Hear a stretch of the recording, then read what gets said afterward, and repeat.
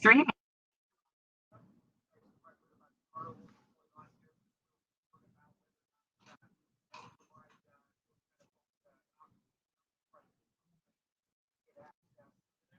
Where's my camera? There we go. There we go. How's everybody doing today? Let's see. Ooh, look at my messy desk. Don't look at that. I got a mess in here. How's everybody doing today? I'm going to hang out for another minute or two, see who we have coming in on this Thursday. Hope everybody is well.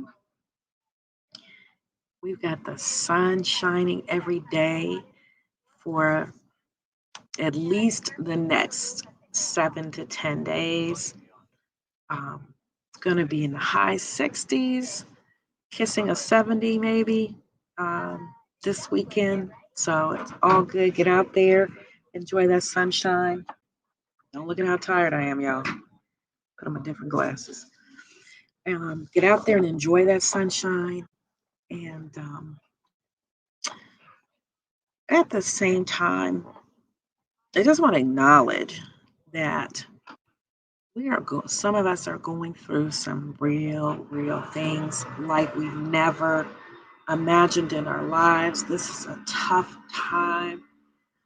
We've had loss of life, loss of our homes, our friends. It's just a time that I don't think anyone could have imagined. But what I want to say is help is out there. If you get to a place where it's too much, you don't have to go through by yourself.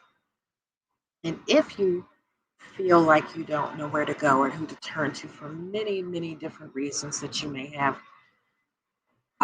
talk to us. We are connected with so many of the services in this city. You would be surprised in the ways that we can help you. So never think that you have to go through something alone. So it's 10:30, and let's get started on writing part one. And these are types of sentences. Why it's important to use different types of sentences.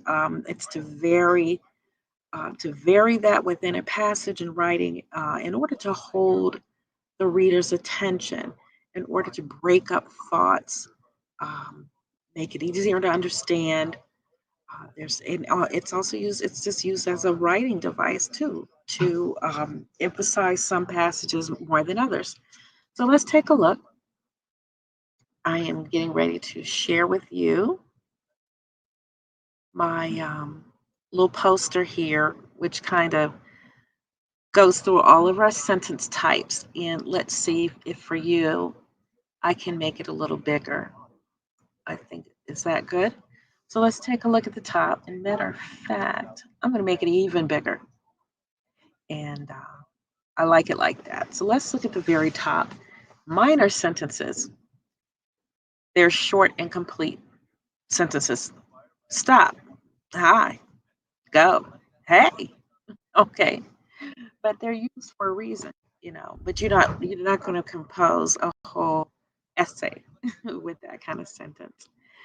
Hey, we got somebody about to poke their head in here. Who's with us today? Hello. Nathan, how you doing? Good, how are you?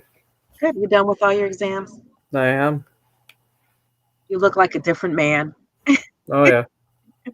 It feels great, right? You got all that off. Yeah. Okay, so what's next? Keep going at it. You got 3 months off, vacation here and there. That sounds like life right there. Sounds great. So we're talking about different types of sentences and how and when they're used. And for the main thing, I think in writing, it's so your writing isn't boring, right? To hold the writer's attention and to convey different thoughts or feelings, to have emphasis on different thoughts or feelings too. That's all I got. So can you see the screen here? I can. Alrighty, so we're talking about simple sentences now. And you just have a subject and a verb. or a predicate. And so we're going to say, I drove. How'd you drive? Slowly. I drove slowly through the puddle. Okay. And then we have Megan read. And then what did she read? Her favorite actor's autobiography. And then the dog barked and growled. How did he bark and growl? Loudly. So that's a simple sentence. And now a compound sentence is basically two sentences joined by one of our fanboy words, or otherwise known as conjunctions. So here's the first one that could stand alone. The comedian told a joke. The audience laughed uncontrollably, but we joined them by our little conjunction, and we have a compound sentence. So remember, they can stand alone.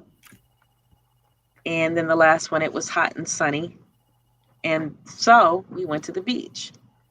So that is a compound sentence. And then finally, looking at the last one, can't blow it up that big. A complex sentence is going to have an independent clause and a dependent clause. And the subordinate clause can't live on its own. When he saw the first exam question, what happened? He knew he was in trouble. I've felt like that before. You ever felt like that, Mason? And then you just have this thing just sinks in your stomach, right? You're like, oh God. And then the next one, Hallie was late for school. How was she late for school? Despite waking up early. Well, despite waking up early cannot stand. So it has to be with the independent clause. And that makes a complex sentence. So what we have now is just another little reminder of what that looks like. It has a complex sentence, has an independent clause and a dependent clause. The dependent clause begins with a conjunction after, although, because, before, even though, however, if, since, so that, unless, when, while, whenever. So here's an example. I washed the car after I came home. Again, after I came home could not stand alone. So you've got the independent clause with it. He went to a doctor because he was weak. After, because. Even though she was late, she managed to complete the assignment. So that's a complex sentence. Now, let's take a peek real quick at the worksheet, which we'll give an example or two, and then you can do your own thing. So let me open this with Google Docs. And Mason, if you could stick some punctuation in that first sentence for me. Tell me where, come on, a comma, a slash. I'm not sure about that one. Do you know how that would be used, Mason? Or a period? Is that mistake? Maybe a slash in between lesson and I. Oh wait, no, that's a period. Since I I didn't realize didn't, we had a period too. yeah, since I didn't understand the math lesson, I Period. went period here. Hold on. Boop. There we go. So since I didn't understand the math lesson, I went to after school tutoring on Tuesday. Can you see any other punctuation that can go there? Maybe a comma after sense, and then maybe in between lesson and I a slash, unless that slash is just Yes. indicating that we're using the comma and the I, or the Yes, comma and the punctuation. I agree with you. You could have the slash there because you have two complete thoughts there, right? I went to after school tutoring on. Oh no, actually you don't. No, you don't. Is that slash just saying that the comma and period are being used and no slash? Yes. Yeah, Thank so you. yeah. See, I needed your brain. Yeah. I definitely need your brain this morning. Oh my gosh. Okay. Mr. Escalante helped me with the homework because I found the problems difficult.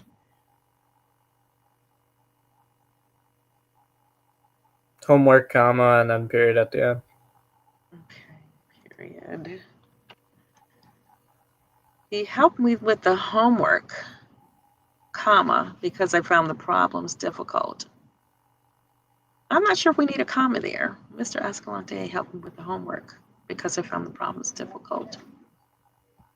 Um, he helped me with the homework, so we could put a period there.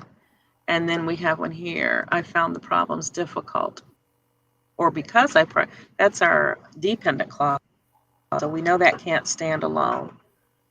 We could have a period here. He helped me with the homework. I'm not so sure we need the comma there. Let's take a look at the third one. I mean, I wouldn't put a comma there. You disagreeing with me? Yeah, I wouldn't put a comma there. You know what I'm gonna do? I'm gonna put that comma there, and then I'm gonna highlight that one because I have to look it up. Can you tell me your reasoning? Oh no, I didn't mean to do that. No, no. Usually, I don't add commas with my becauses. I just find it kind of redundant. Yeah. Mm-hmm.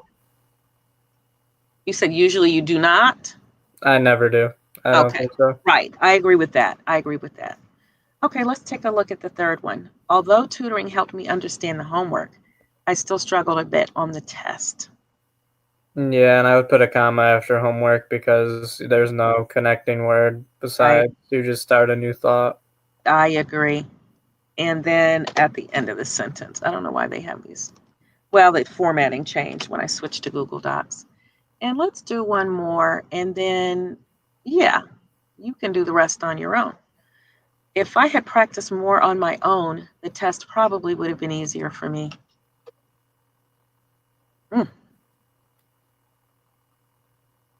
If I had practiced more on my own, well, we know that can't stand alone.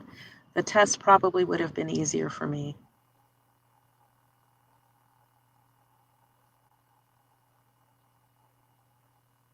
If I had practiced more on my own, the test probably would have been easier for me. The only place I would put a comma maybe would be after my own, but I wouldn't even put a comma. Exactly. I agree with you.